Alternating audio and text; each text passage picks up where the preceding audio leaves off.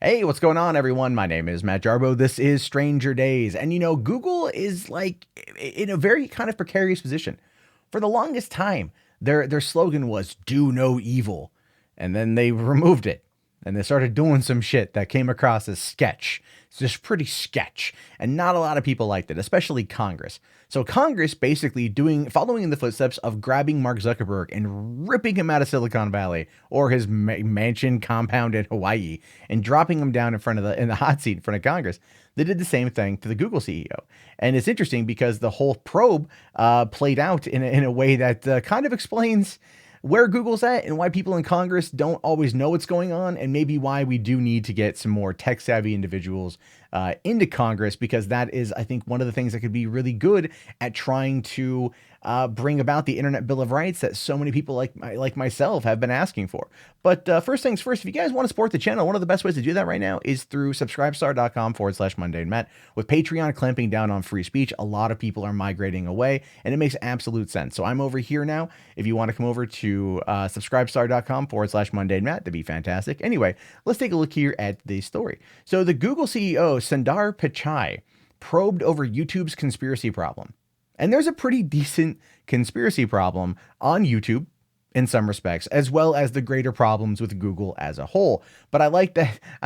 I do like that Congress was all like, what about these conspiracy videos? Because they probably end up watching them. Now, it says here that the spread of unchecked conspiracy theories on YouTube is once again in question, and this time those questions are coming from the U.S. Congress. Sundar Pichai, the CEO of Google, YouTube's parent company, was summoned to Washington to discuss multiple issues, including data privacy and alleged bias in Google's search result. Now, there has been the accusations of bias in Google's search result, and I think a lot of it is ultimately the algorithm. I think it is the algorithm. I think it chooses for certain blogs that get a lot of traffic, and those are the ones that get brought to the top. Certain conservative outlets will do very, very, very well in the search results, but there are a lot that don't, and that could be a problem. And I think that's a problem some people have been complaining about.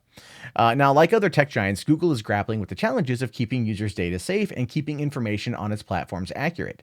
Worth noting, Larry Page, CEO of Google's owner Alphabet, was noticeably absent from Facebook and Twitter's congressional hearings about similar issues in April and September, respectively. Questions about potential search results bias stem from reports that searching for idiot in Google Images brought up images of Donald Trump. Pichai explained that what is pulled up in search results depends more on 200 different signals, things like relevance, freshness, popularity, and how other people are using it. Now, just to kind of give you an example of that, if you go to like certain subreddits, you will find there'll be like a picture of Hillary Clinton, and it will be like, go to Google and search for criminal or something, or use this, and you can do a search for criminal, and then when someone Google searches criminal, it pops up Hillary Clinton. And they do that a lot. There's not just that. It's like people click on it, they upvote it because it raises it up into the rankings, right? So it gives it relevance, and that boosts it to the top. And that's what happens. That's what happens on YouTube. It's what happens on Google. It's what happens on Facebook, even the way that it curates your homepage. There's a lot of things where the response to it in a positive actually ends up benefiting it more than anything else. So again, it's one of those issues.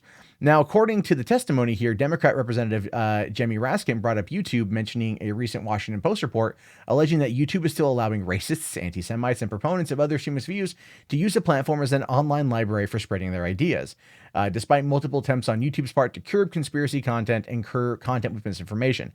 Well, okay, see, even that kind of is an iffy one. So there are a lot of conspiracy theories on YouTube. The biggest one recently, like in the last year and some change, that kind of brought about this particular discussion is during the Las Vegas shooting, or I should say in the aftermath of the Las Vegas shooting, there was a video that went like really viral. We're talking 2 million views, #1 on trending. And it was basically suggesting that there was a second shooter, right? Larry Fields or the Fields guy, whoever the shooter was, I forget his name at this point, but that guy had another shooter because someone had misinterpreted one of the dispatch calls that came into the police scanner, and so that was a big thing. And YouTube was trying to fight back against false information. That also kind of led into the whole situation with Infowars being targeted for its type of conspiratorial content, but that's not why Infowars was ultimately banned. That was actually ban evasion. Once they got a couple strikes and they were banned, they actually ended up being caught from moving over to other channels and hosting it from there. So that is something to consider as well.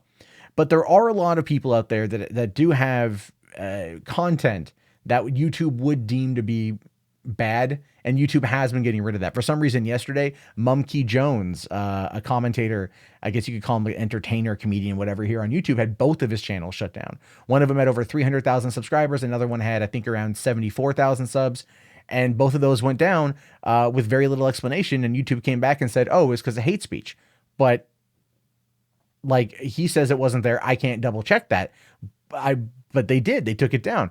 Gavin McInnes was taken down for copyright violations, although he was just reinstated today. So there's a lot that's going on with that right now that's very up in the air, and it might feel like really over the top in how Google is or YouTube is responding to this, because they have a lot of pressure on them from a lot of different tech companies and even members of like the government and business and advertisers to clamp down on that content.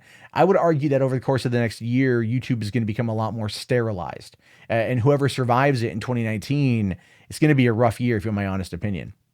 Now, Raskin's questioning centered on the conspiracy theory Frazzledrip, in which the Post reported is the subject of dozens of videos with millions of views circulating on YouTube, which claim that Hillary Clinton and other generally liberal public figures murder young girls and devil-worshipping rituals and consume their flesh and blood. Frazzledrip is related to the debunked Pizzagate theory, which alleged Clinton and all were involved in a child sex ring operation out of the basement of a Washington, D.C. pizza parlor. God, Pizzagate was terrible, man. That was so dumb. But people believed it. People pushed it. People still believe Pizzagate's real. That Pizzagate, no, it's not real. Pizzagate at the pizza parlor is not real. I just want to make that clear. Pizzagate at Comet Ping Pong didn't happen. Not to say that there aren't child, predatory rings out there that need to be exposed and they need to be shut down and no more trafficking. But Pizzagate in its original context does not exist. People then moved the goalposts in order to try to argue that its existence is relevant, even though it's just complete propaganda at this point. Anyway, and yeah, a lot of the devil worshipping rituals came off of some stuff from the 2016 election with this one woman who did like blood art or something, and it was very weird. And was it Maria Bavamovich or whatever her name is? And a lot of people like Alex Jones and Paul Joseph Watson and Infowars ran with that as being some kind of devil worshipping thing. And it's just, more conspiracies that end up lighting up YouTube's algorithm because it is in fact designed to help those people get a lot of views. And don't get me wrong, I'm not knocking a good conspiracy theory. I enjoy them. I like watching those videos, but I look at them as being fiction because they are. They absolutely are. But the problem is they get a lot of attraction, and we tend to look at things that have a lot of likes or a lot of attention as being more truthful than it is anything else. Now, it is your basic position that this is something you want to try and do something about, but there's just an avalanche of such material and there's nothing really to be done. So it should just be a buyer beware when you go on YouTube, Raskin asked. Now, it says here that this is an area we acknowledge there's more work to be done. We have to look at it on a video by video basis, and we have clearly stated policies. So we have to look at whether a specific video violates those policies. He goes on to say that YouTube is committed to doing a better job as we invest more in that area, which really isn't anything new. It echoes earlier sentiments from YouTube's CEO, Susan Wojcicki. Keep in mind, last year we had the adpocalypse, and they brought in, they brought in like up to 10,000 people, right? Up to 10,000 new employees. Or there's a team of 10,000 people that are meant to kind of review stuff that gets flagged and reported and comes in. The thing you have to understand though about how they've changed their algorithm in regards to flagging or removing content is over 90% of it is now done via an algorithm. Oftentimes it's not even stuff that's done by the human eye. It gets flagged, taken down, and someone specifically looks at it and then determines whether or not it is good or isn't good. So it's a very weird system, but it's not people actively going and looking for it. There's 72 years of content uploaded every single day on YouTube. There's quite literally no way for them to be able to actually run through it all. There's just not. And that's unfortunate, but that is just the way that it is. I'd like to see them handle it better. I'd like to see them have a better system in place and to have a more timely system in place.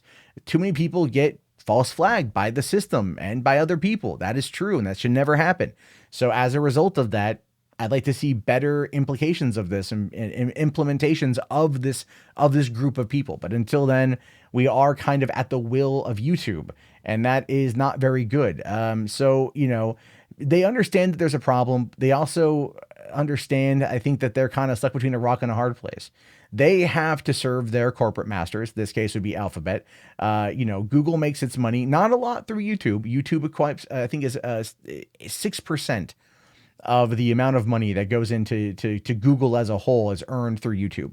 So it doesn't make as much, but it's a very visible aspect, and it's one that a lot of people talk about. And so again, advertisers threaten to pull out all the time, depending on controversies. We saw that a lot in 2017, and it's still happening to this day.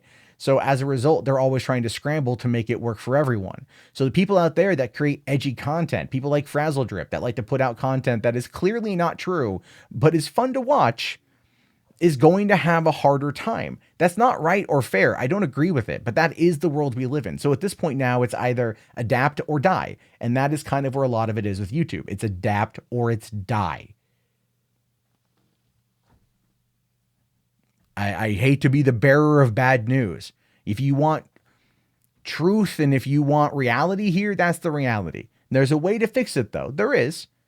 And part of that has to do with the fact of creating an internet bill of rights where these companies, YouTube, Twitter, Facebook, whatever, have to follow the same standards as the government implies for or puts out there for, like, First Amendment.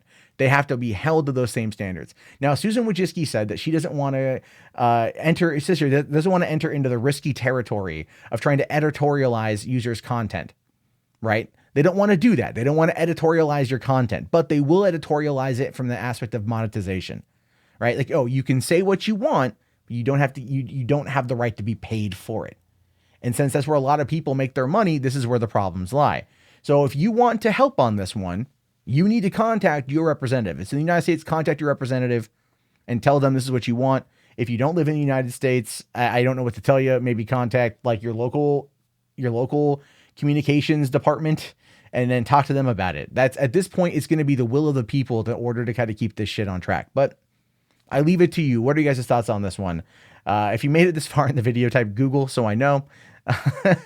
Please also thumbs up the video, subscribe, and check back often for more content from me. My name is Matt Jarbo. I'll talk to you guys later. Have yourself a great day, and peace out.